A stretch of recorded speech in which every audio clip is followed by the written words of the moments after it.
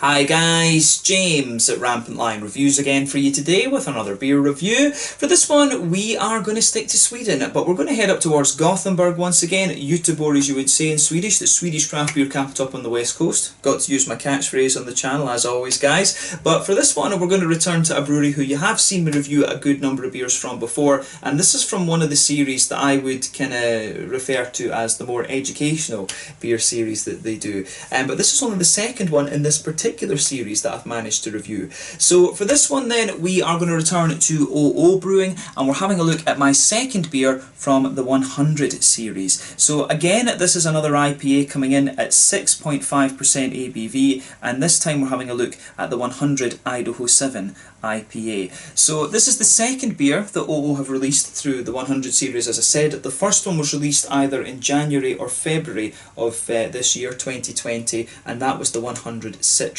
So yeah, Idaho 7, it's a really interesting hop, very soft and tropical fruity from what I remember, but it can also be quite resinous, and you can get this from anywhere between about 11 and 14% alpha acid from what I gather. So yeah, it's a hop that I have encountered quite a few times, but it's always been blended with other things of course, so I think this particular beer will be really nice actually to just see how it is on its own. So very curious to see how this beer turns out. The 100 series of course, as I say, from OO Brewing is a really good kind of educational opportunity for those of you that want to learn more about hops. The 50/50 series is as well, so they seem to release one beer every month through the Lokala Småskaligt in Systembolaget with the 50/50 series, but every so often they're releasing the 100s as well actually. I do wish they would do these a little bit, the 100s a little bit more often actually, because it really is good to kind of train your palate to different hops and things like that. But yeah, this particular beer was released on the 1st of August 2020 through the Lokala Småskaligt assortment along with another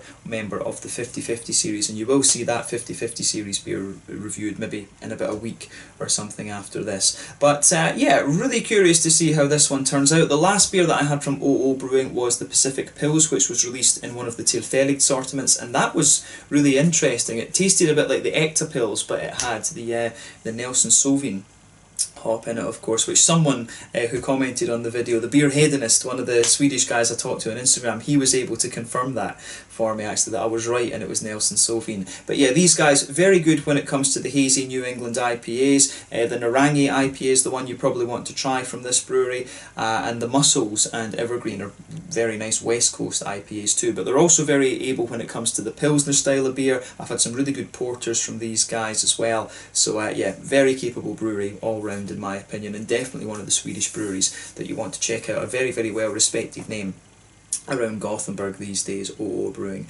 So yeah, very curious to try this one. As I said, a 6.5% single Idaho 7 hopped IPA. Let's see how we go. So as always with my reviews, I'll tell you a little bit about the brewery before we taste the beer. If you want to get straight to the tasting, just fast forward. All the usual links are in the description below. That's the brewery website, the link to my other reviews that I've done from OO Brewing before. This must be review number 15 or 20 or something like that these days, losing count, but there will definitely be more from this brewery in the near future. There's all the usual social media down there as well. If you want to see more reviews, do please consider subscribing to the channel. The whole channel of course has a geography based tagging system, so you can go into the homepage, search for beer based on country, city, state, county, province, prefecture, whatever it is you're interested in. Do check out the playlist of beers from different countries. There is one there for all the Swedish beers that I've reviewed for you. That's constantly being added to, and as always, please do get in touch and let me know some of the other beers and breweries that you guys would like to see me review. It's always great to hear from you guys that are watching the videos, and the support that you show the channel is hugely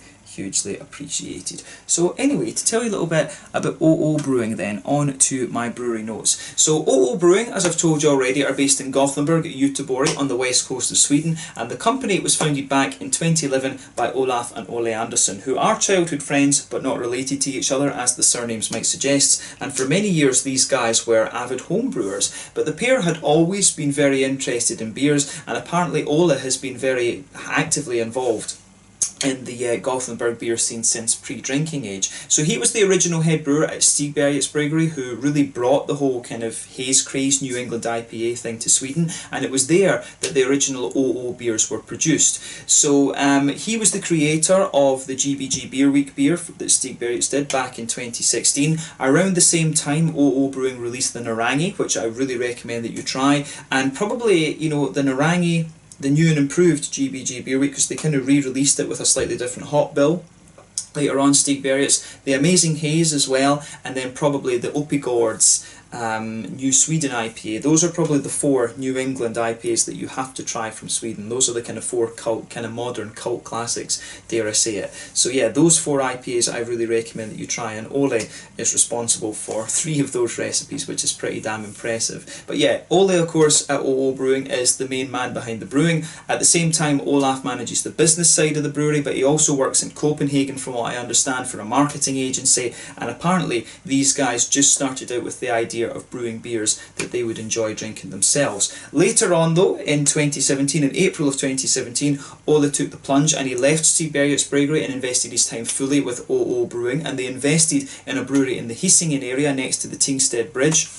And this is equipped with a 2,000 litre brew kit, which means they can brew up to 500,000 litres of beer per year. In the first year in there, they produced around 100,000 litres, and they are planning to expand their output up to capacity over the next couple of years. As of August 2020, when I'm filming this review for you, according to Untappd, these guys have produced 65 different kinds of beer. So yeah, quite a prolific brewery. They weren't so prolific in their early days, of course, because, you know, it was almost just like a side project of Ole, but pretty cool now that they are fully focused on their own activities, and yeah, they have been producing some very, very nice beer. So like I said, I would really recommend that you try the Narangi. Also, if you can find them, I don't know if they've been released in quite a while, but the Muscles and the Evergreen were beautiful West Coast IPAs. The Ectopils is very nice. I know that that's Peter, the Master of the Hoppet's favourite craft pilsner, but these guys are very capable when it comes to the traditional German styles of beer, and probably the best IPA that I've had from these guys in recent times was the Charismatico. And I mean, they are very capable, but I think the Charismatico, for me personally, is one that's going to take a hell of a lot of beating.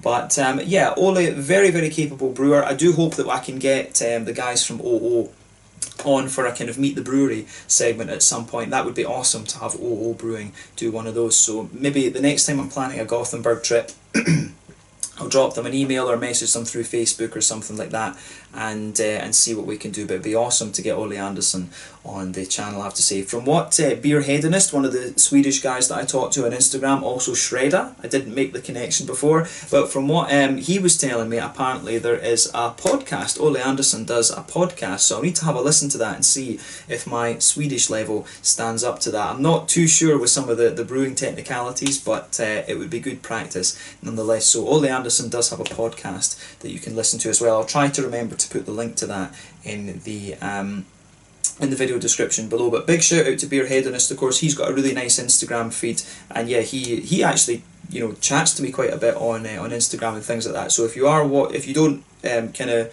follow him, I was going to say subscribe, if you don't subscribe to him or follow him on Instagram, do go and show him a little bit of love. Beer Hedonist, really nice dude actually.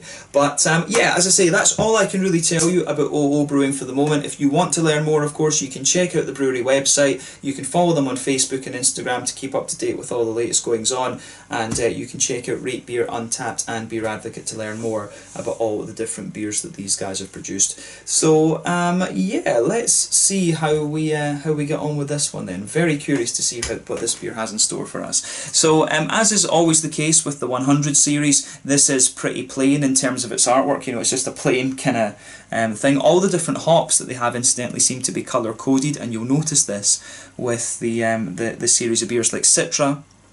It was yellow. I can't even remember what the different colours are for them now, but there's different hops. I think Simcoe was maybe blue or green. I really can't remember. But yeah, there is the kind of side label for this beer. This tells you about OO Brewing, the 100 Idaho 7 IPA, 6.5% ABV. And like I said to you at the start of the video, this one was released as part of the Lokal Osmoska Light assortment for August of 2020. So yeah, let's get this guy out then and we'll get on with the tasting. I'm very, very curious to see how we get on with this one. So yeah, so let's get it out and into the glass. As I said to you earlier, Idaho 7, it's a very interesting hop. In my experience, Idaho 7, the flavour of it is very soft and tropically. A lot of people use the descriptor stone fruits for it, so this is, you know, apricots, peaches, and, you know, things like this. But I've always found it to have just a very, very kind of soft flavour, but I've never had it on its own, so this is quite an interesting experience for me. And as I've said to you on numerous occasions, the whole idea behind me having this YouTube channel was to document document the beers that I was tasting, of course, to catalogue them, but also to kind of document my learning about beer, to be honest with you. So things like this, I really love single hop IPAs, because it's a really good educational journey, if you like. So the OO beers really are very, very good in that regard. So yeah, as you can see with this one, this is poured a lovely, this is definitely one of the more kind of, it's leaning towards the slightly more murky end of the spectrum for a 6.5%. As I've said to you before, New England IPAs, the higher they go in terms of alcohol, there's more oats, there's more wheat, they are going to be more hazy the higher the alcohol percentage. So when this beer poured, it had about a 1/3 finger of a frothy, I would say somewhere between cream and white coloured head, not perfect white, I would say, 1 or 2 big bubbles sticking towards the side of the glass there, but a few little ones going up towards the bottom of the head. And yeah, you can see there is a good degree of haze for this one. I think that's a hell of a good degree of haze for a 6.5%er. And in terms of the colour, this one, it's one of the darker, kind of yellowy ones that I've come across actually. It's not too far away actually from the colour that's on the can there. I'm not sure if that is intentional actually. But yeah, I'd say that it's somewhere between, it's one of the darker yellowy IPAs that I've come across, but at the same time it's almost like half yellow, half orange. So yeah, it looks pretty nice, I have to say. So yeah, the colour scale for the IPAs, some of them can be very, very pale, some of them can be very kind of rich and dark like this, but I think this is one of the slightly darker ones I've come across in the 100 or the 50/50 series. I'm not sure how much they play around with the base recipe of these beers. I don't know if they change it from hop to hop, but yeah, regardless, it's a 100% Idaho 7 hopped beer anyway. So yeah, let's have a look at the aroma of this one and see how we get on. I'm really curious to see how this turns out. Ooh, yeah. Now, this is interesting because the Idaho 7, like I said to you, it's somewhere, I've heard that this one can range from like 9 to 14% alpha acid, but I think most of the examples I've seen in homebrewing shops have been like, you know, 11, 12, 13, sometimes 14. I do like to look at the hops. When I go into the homebrewing shops, I do like to just see what hops they've got and look at the fact sheets of these things. But yeah, Idaho 7, I've always found it to be very soft and tropically, but from what some people have told me, it also has a lot of piney resin to it, and in fairness, you can notice that in the aroma here. This beer, it does have a good level of pungency to it, which is interesting. So yeah, when you first smell this beer, you do get a good bit of a kind of resinous quality out of it, but there's a nice big kind of floral note that comes out of it as well. I really like how this one, I do like how that goes together actually, because you've got a really nice just tropical fruit note to it, but then you've got that big kind of piney resiny note backing it up. But the one thing I'm noticing as well is that the malt seems a little bit more prominent in this one compared to some of the other 50/50s that I've had before. So for me, you get there's a good bit of wheat coming out of this one, and it's fairly well balanced with the kind of creamier oats, but at the same time you're getting a little bit of that kind of Werther's Original sort of sweetness coming out of this beer. There's a little bit of a straight up kind of McVitie's digestive biscuity quality there, but I find the malt base is just a little bit more prominent in this one compared to the other OOs that I've had recently. I can't remember whether I would have said the same for the 50/50 I had last month. I can't actually remember what hops were in the one that I had last month, because I've been trying all these Estonian beers on my trip that I had. But this one, to me, the malt base strikes me as being a little bit kind of sweeter, and it smells a bit boozier, definitely, in this one. But I like that. I do like the malt base to be a little bit kind of sweeter. Some of the sweetness, from what I gather, derives from the oats. So maybe this one is a little bit more oaty to promote some of the smoother sweetness, kind of smoother fruitiness rather, from the Idaho 7. But yeah, in terms of the green side of the hops, I do get a little bit of earthiness out of this one. As I say, a big kind of sort of resinous but slightly spicy floral aromaticity as well. It does lean more towards that kind of danky pine resin though, and you do get just a little bit of a kind of grassy note in the front of the nose, but it's quite zesty as well at the same time. But yeah, definitely the green side of the hops for me is quite dank and resinous rather than anything else. Yeah, the aroma for this beer is very, very nice actually. But yeah, the fruitiness I think is where we're going to look at this. So it actually strikes me as being, I'm quite surprised by this because it strikes me as being quite pungent. So for me, I'm getting a lot of kind of passion fruity notes out of this one. It does have a little bit of a more kind of peachy sharpness and fairness to it as well, which is quite interesting. The whole vibe of the fruit out of this one really is quite strong and passion fruity, that quite pungent passion fruity note you can get, but there is a lot of a peach, there is quite a bit of just an almost peachy sharpness to it, but then once your nose kind of adjusts to that, you start to get more of the softer tropical fruits out at it. You'll notice on just towards the front of the nose you'll get the things like apricots, and it's got a wee bit of a kind of papaya type quality to it as well.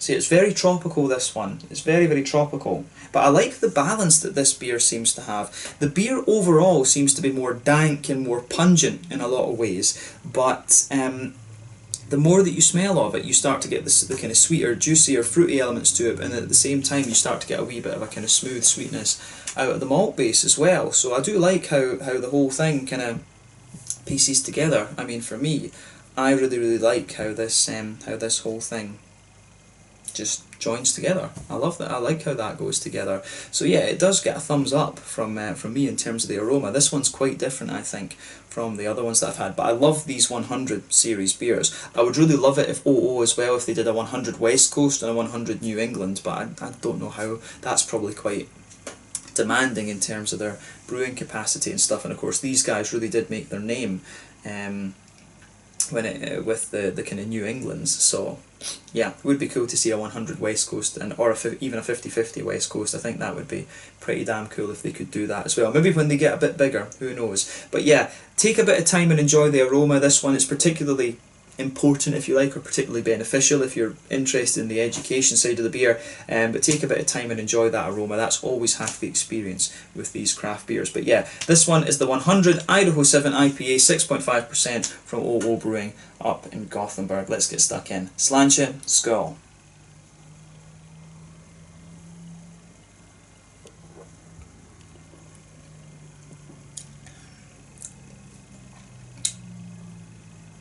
Oh yeah, this is one of these beers that definitely comes across, it comes across quite differently in its flavour than it does in the aroma, because you get the impression from the aroma here that it's going to be very pungent and very, very piney, very pungent with its passion fruits, but this is a really smooth one, very, very smooth, really very easy drinking IPA, this one, so it gets a thumbs up from me. I like this. I do like how this goes together.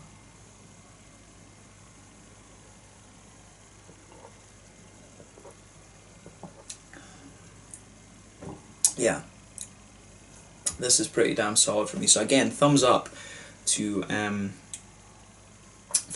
OO Brewing for this one. It does strike me, it feels a little bit boozier than I remember the other 50-50s or 100s being, but I'm not going to complain about that because it does come across pretty nicely.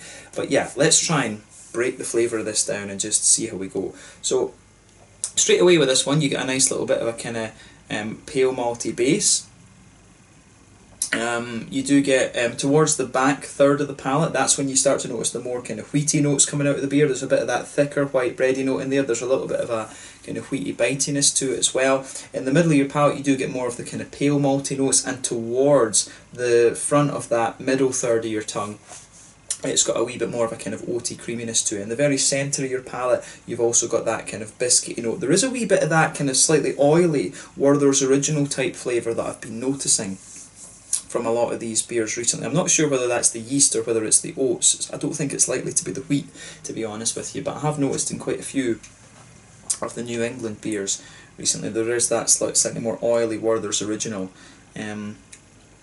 type flavour coming out of some of these ones. But yeah, in the very centre of your palate you might get a little touch of caramel, but then yeah, Werther's Original and maybe a bit of a McVitie's Digestive Biscuit, a bit of graininess towards the edge of the palate. But yeah, malt base really strikes me as being very, very smooth, and this one that strikes me as being a little bit more creamy, this, compared to some of the other OO beers that I've had recently as well. So that's an interesting point about this one too.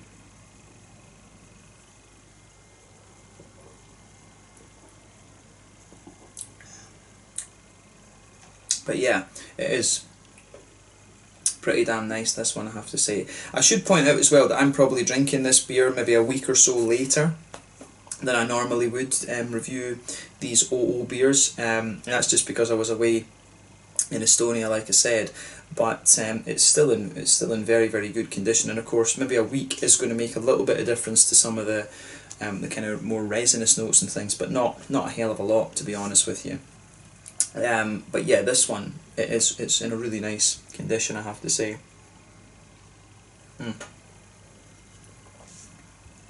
So yeah, we've covered the malt base quite a bit. Let's actually focus on the main point of this one, which is the hop, of course.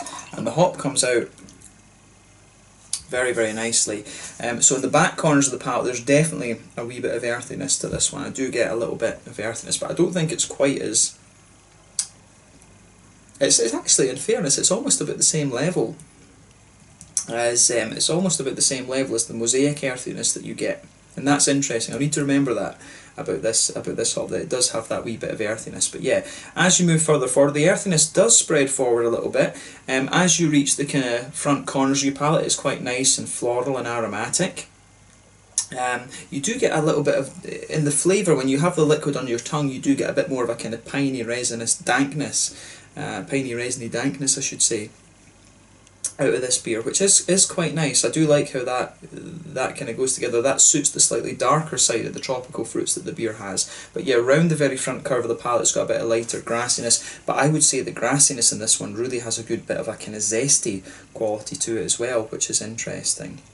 So yeah, I like how this how that goes together.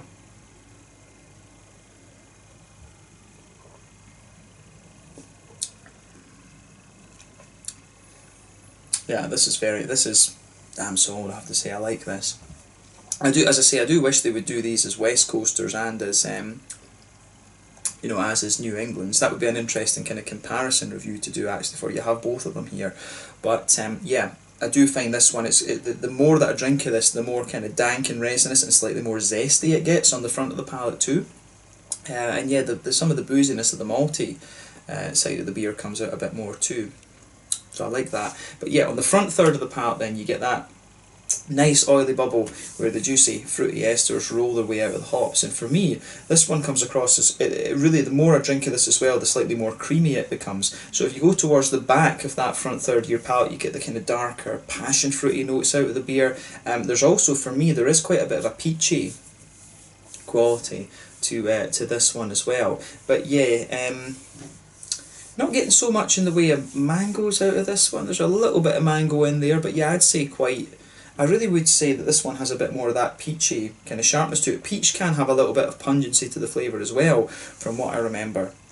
But yeah, this one's quite passion fruity, and the passion fruit does have a bit of pungency to it. And this is the surprise for me. I always would consider, Idaho 7 as being quite a soft hop, but in the same way I always kind of thought that about Nelson Sauvin until recently. Nelson Sauvin is from New Zealand, is like 16% alpha acid. That has a hell of a spiciness to it as well if you put it on its own, and you don't often see that. Usually it's added too late in the boil for you to show that, but if you put it in the example was the OO Pacific Pils, and that really showed some of the spiciness that you can get from Nelson Sauvin. So if this is 100% hop like that, it's not a wonder, because the key thing that really decides what you get from the hops in certain ways is when you add it in the boil. If you add it earlier, you're going to get more of the bitterness kind of things coming out, so you will notice that the floral, piney, grassy type notes are a little bit more prominent. That's quite obviously what's happening with this now. But then if you add it later in the boil, you're going to get more flavour and the aroma. The same if you add it as a dry hop. So that's a key point to notice about this one. You will, when you try these beers as single hops, you are going to notice that the green side of the hops is going to become a bit more apparent than it would otherwise. So yeah, interesting point there actually. And yeah, this one is quite interesting. I never would have thought. Idaho 7's always struck me as quite a soft hop, especially when it's blended with things.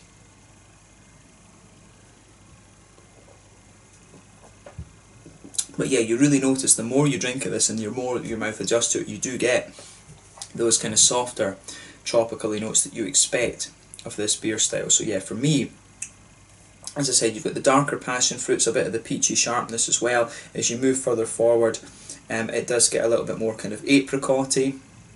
I want to say there's a wee touch of a kind of, yeah, there's a wee touch of a slightly almost like pineapple note to it, but pineapple's not really a stone fruit. It does have just a little bit of that kind of vibe to me, but then as you reach the very front edge of the palate, like I say, it's quite zesty. The grassiness has quite a bit of zestiness to it in this one. But yeah, good bit of peach, good little bit of passion fruit for me. Some, I want to say there's a wee bit of a softer kind of papaya just underlining it as well. But yeah, very... it's really interesting how that goes together. It gets quite apricot-y, I think. If you focus on that front tip of your tongue, it gets quite apricot-y. But then some of these really kind of spicy, you know, dank, resinous qualities, they really linger there into the aftertaste with this one. In terms of IBUs of this beer, I'd be tempted to say this is maybe about 40. I think this could well be a little bit higher, but again, it might just be because of the types of flavours you're getting out of this hop. So I don't know. I want to say that this beer is maybe about 40 IBUs. It could be 50 and a push, but I think yeah, 40 or 50. I do find this one a little bit better than some of the other OOs that I've had in recent times.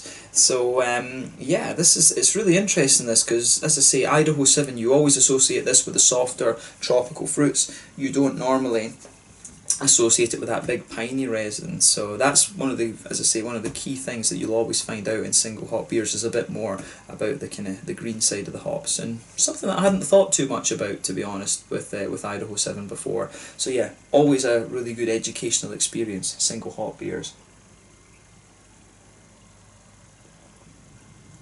But yeah, I like this one.